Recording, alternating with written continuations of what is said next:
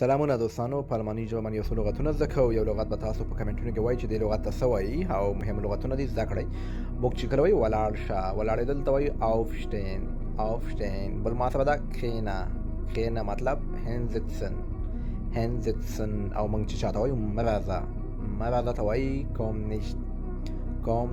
او بل چې موږ چاته وایو لاړ شه لاړ شه ته وایي geh.